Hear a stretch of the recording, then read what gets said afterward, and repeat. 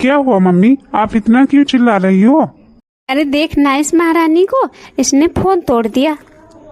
क्या बात है नेहा? जी वो गलती से गिर गया।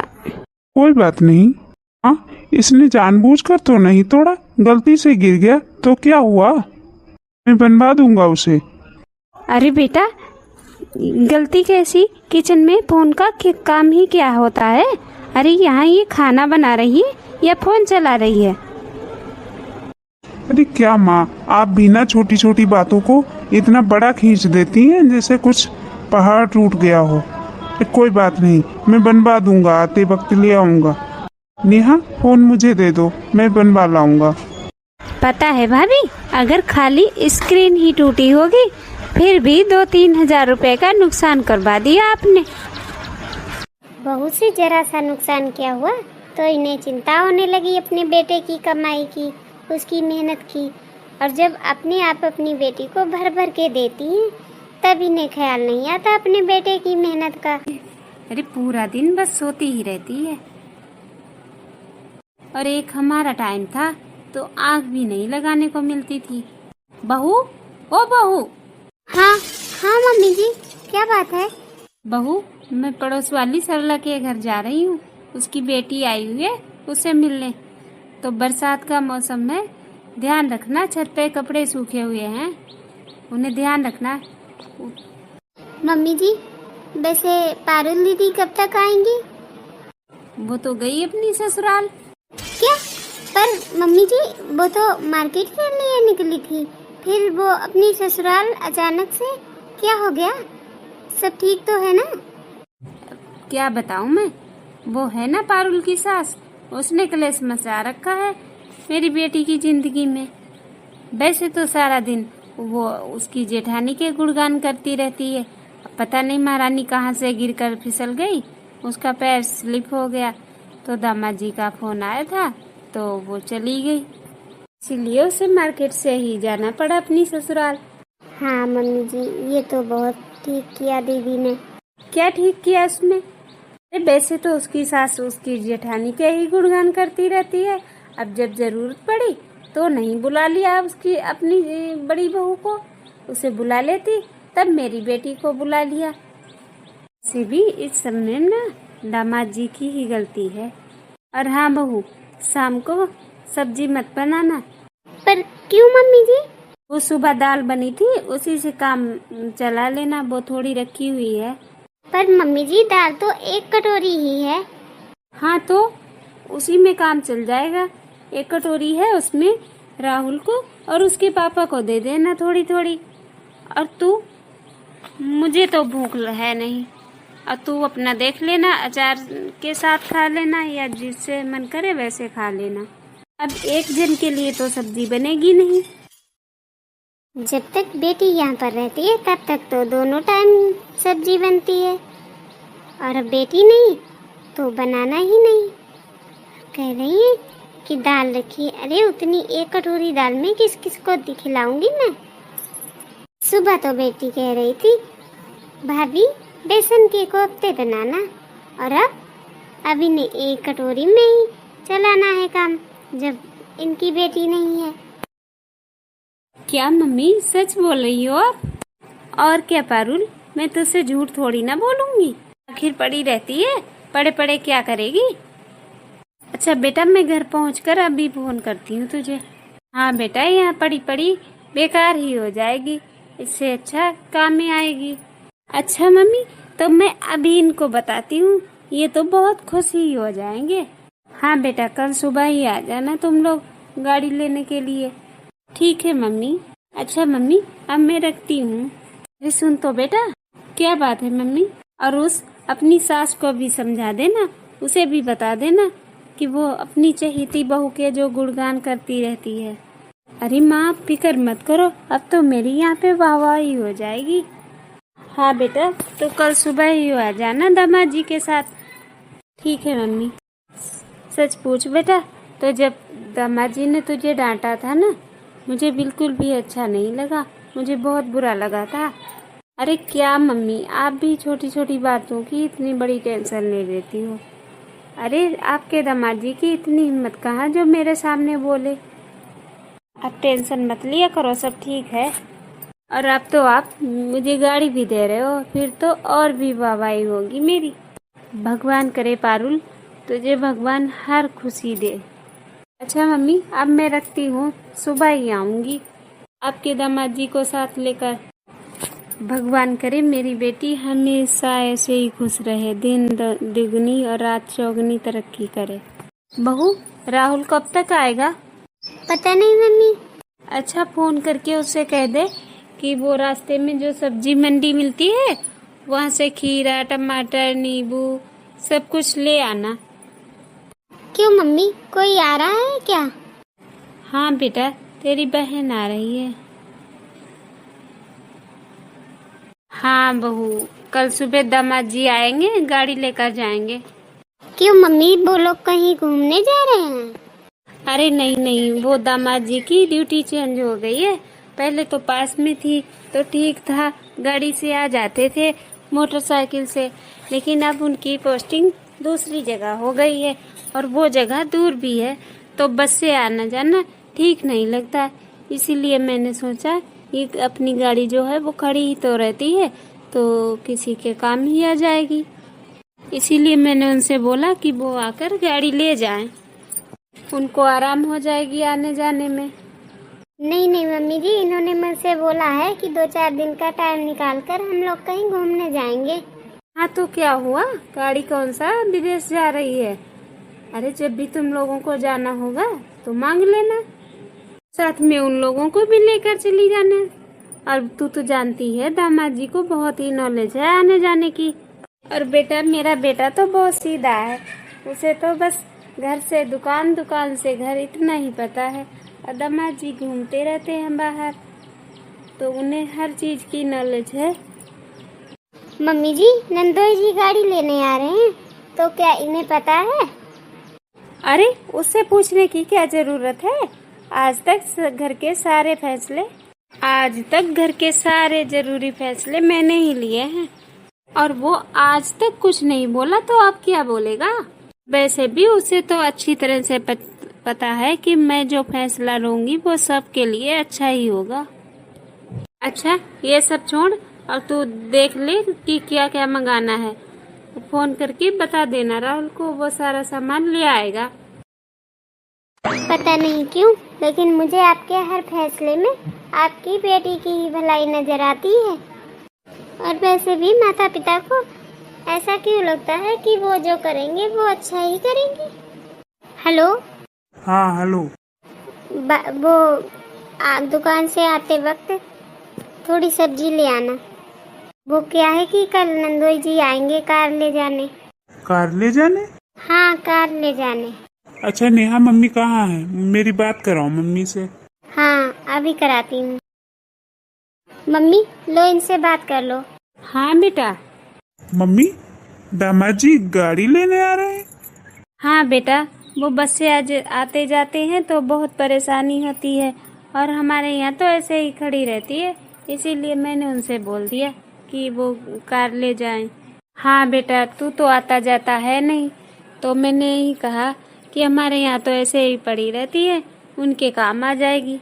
मम्मी, आपको समझना चाहिए कि अगर कोई बात हो जाए, इमरजेंसी हो जाए, तो फिर हम किसके आगे हाथ फैलाएंगे? अरे छोटी मोटी चीज थोड़ी ना है। और वैसे भी मम्मी, वो गाड़ी नेहा के पापा ने उसको दी है। देख बेटा, नहीं देनी तो मत दे, और मुझसे ये गोल गोल घुमा के बातें मत कर। मैं सब समझ रही हूँ कि ये तू किसकी भाषा बोल रहा है, मुझे सब पता है। ये सब इसी का किया धरा है, इसी बहू ने ही भड़काया है मेरे बेटे को। पता है मम्मी, जब से इन्हें पता चला है कि आप गाड़ी दे रहे हो, मेरी ससुराल में तो मेरी वाहवाही हो रही है मम्मी। और मैंने तो बोल दिया अपनी सास को कि जितना मेरी मम्मी देती है ना, उतना आपके पूरे खानदान में कोई भी बहू नहीं लेकर आई होगी। और ये सब आपकी वजह से है मम्मी। अब तो वो लोग मुझे अपनी पलकों पे बिठा के रखेंगे। क्या दीदी, आपने अपने ससुराल वालों को भी बोल दिया? आप गाड़ी को कुछ दिनों के लिए लेकर जाए हो? हाँ भाभी, वो गाड़ी अब मेरी है, माँ ने मुझे दी है। देख बहू, मैं साफ साफ तुझसे कह रही हूँ कि अब दामाद जी के सामने कोई नौटंकी मत करना। और अब तो इसके ससुराल वालों को भी पता चल गया कि वो गाड़ी हम इसके पति को दे रहे हैं, इसको दे रहे हैं। तो देख बहू, अगर अब वो गाड़ी नहीं दी इसको तो तेरी ही बदनामी होगी। सब यही कहेंगे कि तूने ही नहीं दी। और हाँ भाभी, जब भी आपको जरूरत हुआ करे ना, तो आप एक दिन पहले बता देना, तो ये आ जाएंगे यहाँ गाड़ी लेकर, क्योंकि मैंने इनसे बात पहले ही कर ली है। तो इन्होंने कहा कि उन्हें कोई परेशानी नहीं है इस बात से। तो जब भी आपको जरूरत हो एक दिन पहले बता दिया करना, तो ये आ जाया करेंगे गाड़ी लेके। मम्मी, ये भाभी हमेशा ऐसे ही मुंह बना के रखती है क्या? अरे छोड़ ना बेटा, इसका तो ऐसे ही मुंह बना ही रहता है, पता नहीं क्यों मुंह फुलाए रहती है। आजकल तो तेरे भाई का भी दिमाग ऐसा ही हो रखा है। क्यों मम्मी? क्योंकि ये भड़काती रहती है उसे। और पता है, पहले तो उसे कोई मतलब नहीं रहता था, मैं क्या कर रही हूँ, क्यों कर रही हूँ, किसे दे रही हूँ, क्या ला रही हूँ। लेकिन अब तो उसने एक बार को मना ही कर दिया था कि नहीं देनी है गाड़ी। वो तो तेरे बाप ने धमकाया, तब जाके वो राजी हुआ। अब देख लो मम्मी, आजकल माँ बाप बस बेटे बहू के लिए करते रहे, क्या बेटी का कोई अधिकार नहीं होता? बेटी को कुछ दे दे, जान लो मुंह फूल जाता है बेटे और बहू का। अरे तू तो जानती है अपने भाई को, वो तो ऐसा नहीं था, यही भड़काती रहती है उसे, तभी वो ऐसा हो गया। पर कोई नहीं, तू जाने दे इन सब बातों को, तू तो बस खुश हो जा, क्योंकि तेरी ससुराल में तेरी इज्जत बनी रहे, बस यही चाहते हैं हम। पारुल, क्या हुआ बेटा? यहाँ ऐसे उदास क्यों बैठी है? पता नहीं मम्मी, इन्हें जॉब कब मिलेगी, कब ये मुझे यहाँ से लेने आएंगे, मैं कब जाऊंगी अपने घर। क्यों बेटा, तू ऐसा क्यों कह रही है? जरूर इस बहू ने ही तुझसे कुछ कहा होगा। नहीं मम्मी, भाभी ने कुछ भी नहीं कहा है, लेकिन आप भी बताओ ना, आखिर मैं यहाँ कब तक रहूंगी? जब से इनकी जॉब गई है तब से ये तो मुझसे बात भी नहीं करते, और मैं अगर जॉब के लिए कुछ भी कहती हूँ तो ऐसे शो ऑफ करते हैं कि जैसे मैं इन पर बोझ बन गई हूँ। अरे वो तो मम्मी, आप मुझे इतना कुछ दे देते हो, मैं तो इनसे कुछ मांगती भी नहीं। इसीलिए मम्मी, अब मैं हमेशा आपके से ही थोड़ी ना कुछ ना मांगती रहूँगी, ऐसे कब तक बैठी रहूँगी? जॉब तो मैं कर नहीं सकती, तो क्यों ना मैं अपना कुछ स्टार्ट कर लूँ, अपना कोई बिजनेस शुरू करूँ। इनकी भी जब से नौकरी गई है तब से ये बहुत टेंशन में रहते हैं, तो जब मैं अपना कुछ काम करूँगी तो इनकी भी मदद हो जाएगी। हाँ बेटा, ये तो तूने बहुत अच्छी बात सोची है। तो फिर क्या सोचा है तूने पारुल, क्या काम करेगी तू? मम्मी, मैं सोच रही थी या तो कॉस्मेटिक का कर लेती हूँ या फिर कपड़ों का। ये सही है बेटा, ये दोनों काम ही बहुत अच्छे हैं, लेकिन कोई भी काम शुरू करने से पहले बेटा पैसे लगते हैं। दामाद जी के पास हैं इतने पैसे? अरे क्या मम्मी, आप भी कैसी बातें करती हो? अगर इनके पास पैसे होते तो मैं यहाँ थोड़ी ना बैठी होती आपके पास। मम्मी, आप पापा से बोलो ना, वो देंगे मुझे पैसे। लेकिन बेटा पारुल, तेरे पापा के पास इतने पैसे कहाँ से आएंगे? और बिजनेस में तो बहुत सारे पैसे लगते हैं। देखा मम्मी, 1 मिनट में मना कर दिया ना आपने मुझे, कर दिया ना पराया एक पल में आपने मुझे। बेटी के लिए आप लोगों के पास पैसे नहीं है और बेटे के लिए जमीन बेचते फिर रहे हैं। अरे बेटा, वो तो गांव वाली जमीन थी, फिर तेरे भाई का भी कब से काम बंद पड़ा था, इसीलिए तेरे पापा रोड पर जमीन देख रहे हैं यहाँ शहर में। तो अगर रोड पर जगह मिल जाएगी तो तेरा भाई भी कुछ अपना बिजनेस स्टार्ट कर लेगा। मम्मी, वही तो मैं समझा रही हूँ आपको, पापा अपने बेटे के लिए इतनी चिंता कर रहे हैं और 3 महीने से दामाद बेरोजगार बैठा है, उसकी कोई चिंता नहीं है। और मैं भी तो मम्मी आपकी ही बेटी हूँ, आपका ही अंश हूँ। जैसे भाई ने इस घर में जन्म लिया, वैसे मैंने भी इसी घर में जन्म लिया है। और मम्मी वो बाहर से आई हुई लड़की, उसको वो अपने इस घर को अपना कह रही है, इस घर को अपना मान रही है। और मैंने इस घर में जन्म लिया है, फिर भी मैं इस घर को अपना नहीं कह सकती। और बेटे के लिए घर, जमीन, जायदाद सब कुछ, और बेटी के लिए कुछ भी नहीं। कितनी मेहनत करके एक एक रुपया जोड़ के आपने घर बनाया, किसके लिए? अपनी बहू के लिए। अरे बेटे का तो सिर्फ नाम है मम्मी, ऐस तो आपकी बहू ही करेगी। और मम्मी, जिस बेटी को आपने जन्म दिया वो एक एक रुपए के लिए तरस रही है, और वो दूसरे घर से आई हुई बेटी, लड़की, वो इस घर पे अपना हक समझ रही है। अरे आज तक वो अपने घर से कुछ भी लाई है? वाह मम्मी वाह, आप अपनी पूरी जिंदगी की कमाई अपनी उस बहू को दे सकती हो, वो दूसरे घर की आई हुई लड़की को, और अपनी बेटी को कुछ भी नहीं। बस पारुल बस, सब समझ में आ गया मुझे। आज आने दे तेरे पापा को, उनसे बात करूंगी मैं। जमीन के पैसों पे मेरे दोनों बच्चों का बराबर का हक है, और मैं तुझे तेरा हक दिला कर रहूंगी। आने दे तेरे पापा को, मैं बात करूंगी उनसे। ये तुम क्या कह रही हो? तुम्हारा दिमाग तो ठीक है ना? दिमाग तो आपका ठीक नहीं है। बेटे की मुंह में अंधे हो गए हो आप, आपको दिखाई नहीं देता। 3 महीने से दामाद बेरोजगार बैठा है। तो क्यों बैठा है वो? अरे तो क्यों बैठे हैं? किसी ने उन्हें रोका है काम करने से? अरे ये तो गलती उनकी है। अब एक नौकरी नहीं मिली तो दूसरी की तलाश करनी चाहिए थी ना उन्हें। और देखो शारदा, कोई भी काम अच्छा या बुरा नहीं होता, छोटा या बड़ा नहीं होता, बस करने की लगन होनी चाहिए।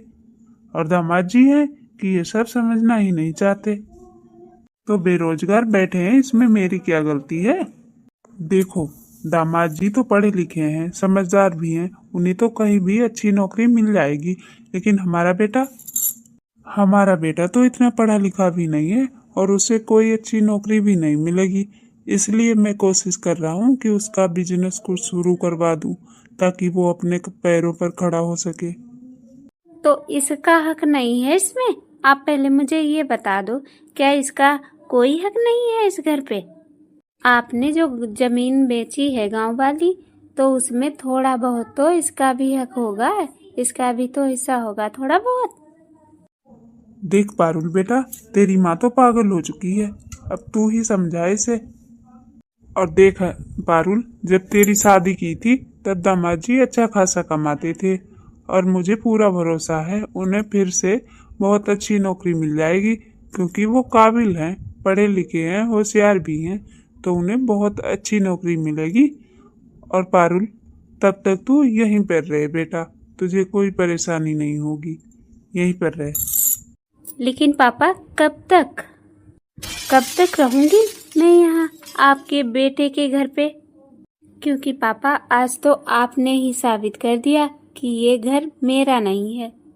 मेरी शादी हो चुकी है और मैं पराई हो चुकी हूँ। अब मेरा इस घर पे कोई अधिकार नहीं है।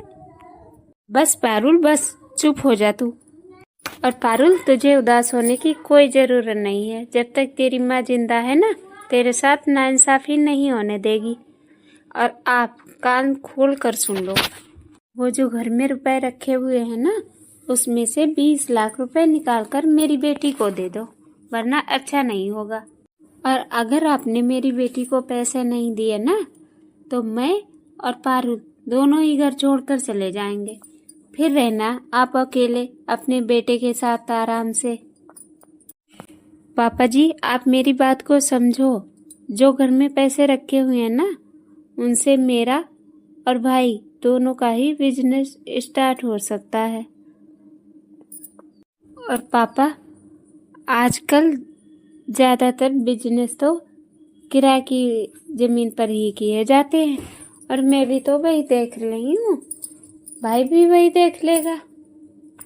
भाई भी किराए की ज़मीन देखकर बिजनेस स्टार्ट कर लेगा, कहीं अच्छी सी ज़मीन मिलेगी तो। देख बेटा, तू मेरी बात समझ नहीं रही। वो ना हमारी जमीन के पैसे हैं, और जमीन के पैसों से ना जमीन ही खरीदनी चाहिए, भले ही थोड़ी कम खरीदो लेकिन खरीदो जरूर। देखो बेटा, समय का कुछ भी पता नहीं चलता कि कब क्या हो जाए। थोड़ी बहुत जमीन तो होनी ही चाहिए अच्छे बुरे समय के लिए। और बेटा, अगर किराए की जमीन पर बिजनेस स्टार्ट करोगे, पता है कि बिजनेस चल ही जाए, कुछ गारंटी तो है नहीं कि बिजनेस चल ही जाएगा। तो फिर तो पैसे तो बर्बाद हो ही जाएंगे ना, और जमीन भी नहीं होगी अपनी। पापा जी, आप साफ साफ क्यों नहीं मना कर देते कि आपको पैसे नहीं देने हैं मुझे? और आप साफ साफ क्यों नहीं कह देते कि आपको मेरी मदद नहीं करनी है? अरे दुनिया में लाखों लोग हैं जो किराए की जमीन पर बिजनेस स्टार्ट करते हैं। बस बहुत सुन ली मैंने आपकी। मेरे लिए तो मेरे दोनों बच्चे ही बराबर हैं। और आप ना अच्छे से कान खोल कर सुन लो कि घर पे जितने भी पैसे रखे हैं दोनों बच्चों में बराबर बराबर ही दिए जाएंगे। ये क्या हो रहा है इस घर में? क्या बात है, तुमने इतने लेट आने को क्यों कहा था? घर पे जो पैसे रखे हुए हैं जमीन के, उसमें से आधे पैसे मम्मी जी दीदी को देना चाहती हैं। अब फोन पे तो ये सारी बातें हो नहीं सकती थी, इसीलिए आपको लेट बुलाया है। मैंने सोचा आपको एक बार बता देती हूँ, फिर आपको जैसा सही लगे आप ऐसा करना। ठीक किया तूने जो मुझे बता दिया। आपकी बहन को ना दुकान खोलनी है, उसी के लिए रुपए मांग रही है। इसकी अच्छी शादी हो जाए इसलिए मम्मी ने पहले ही जमीन बेच। बेटा, तेरी बहन बहुत तकलीफ में है, उसे माफ कर दे बेटा। देखो मम्मी, नेहा को बिल्कुल भी पसंद नहीं है कि मैं पालू दीदी से बात भी करूं, और मैं भी ऐसा कोई काम नहीं करना चाहता जिससे मेरी पत्नी को परेशानी हो। मैं जानती हूँ बेटा कि मैंने और मेरी बेटी ने तेरे साथ बहुत गलत किया, लेकिन बेटा माफ कर दे उसे। उसने जो भी तुझसे लिया था वो सब कुछ पता नहीं कैसे उसकी दुकान में आग लग गई, सब जलकर राख हो गया। अब वो एक एक पैसे के लिए मोहताज है बेटा। और दामाद जी भी सब कुछ छोड़ छाड़ के बैठे हुए हैं, दिन भर शराब पीते रहते, बहुत मारते हैं तेरी बहन को। माफ कर दे बेटा, माफ कर दे मेरी बेटी को। क्यों क्यों माफ कर दें हम आपकी बेटी को? मम्मी जी, आपने हमें कुछ भी गिफ्ट में नहीं दिया है। जो भी है हमारी कमाई का है, हमारी मेहनत की कमाई का, बेईमानी से नहीं कमाया हमने। और आप कह रही हैं कि आपको पता नहीं कैसे आग लग गई। मम्मी जी, बेईमानी का पैसा ऐसे ही जाता है, और मुझे कोई फर्क नहीं पड़ता तुम्हारी बेटी से। नेहा चुप करो, तुम सच बताना नेहा, क्या तुम खुश हो पारुल की ऐसी हालत देखकर? मैं जानता हूँ कि मेरी बहन ने तुमसे बहुत गलत किया तुम्हारे साथ, हमारे साथ, लेकिन क्या तुम खुश हो उसकी ऐसी हालत देखकर? माफ कर दो नेहा मेरी बहन को। बहू बहू माफ कर दे। मैं जानती हूँ मैंने और मेरी बेटी ने तेरे साथ बहुत गलत किया, लेकिन माफ कर दे बेटा, माफ कर दे मेरी बेटी को। बहू बहू माफ कर दे मेरी बेटी को, मुझे माफ कर दे, हमने बहुत गलत किया तेरे साथ, मैं तेरे हाथ जोड़ती हूँ बहू। बस कीजिए मम्मी जी, आप ये कैसी बातें कर रही हैं? हमने कब रिश्ता तोड़ा दीदी से? वो तो दीदी ही उस समय पैसों की लालच में आकर अंधी हो गई थी, उन्होंने ही तोड़े थे सारे रिश्ते हमसे। हमने कभी नहीं उनका बुरा चाहा और ना ही उनसे कभी वैर किया। हाँ बहू, आज तेरी बात मुझे भी समझ में आ गई कि अच्छे के साथ हमेशा अच्छा ही होता है और बुरे के साथ बुरा, और दुनिया में कोई भी किसी का हक मारकर नहीं खुश रह सकता। नेहा, मैं क्या कह रहा था कि रक्षाबंधन आ गया है, तो चलो हम सब पारुल के यहाँ चलते हैं। हाँ, आपने तो मेरे मन की बात कह दी। मैं भी आपसे यही कहने वाली थी कि रक्षाबंधन में इस बार हम दोनों ही जाएंगे दीदी से राखी बनाने। और उधर उस पारुल की सास भी उसे रोज ताने दे दे के जलील करती थी, उसकी बेइज्जती करती थी। जब उसके भैया भाभी पहुंचे तो पारुल ने उन्हें देखकर गले लगा लिया और रोने लगी और उसे अपनी गलती का एहसास हो गया था और वो बार बार अपने भाई और भाभी से माफ़ी मांग रही थी। फिर पारुल ने अपने भाई की कलाई पर राखी बांधी और इस तरह इस कहानी का हैप्पी एंड हो गया। तो हाँ, जब उसके भैया भाभी पहुंचे तो पारुल ने उन्हें देखकर गले लगा लिया और रोने लगी और उसे अपनी गलती का एहसास हो गया था और वो बार बार अपने भाई और भाभी से माफ़ी मांग रही थी। फिर पारुल ने अपने भाई की कलाई पर राखी बांधी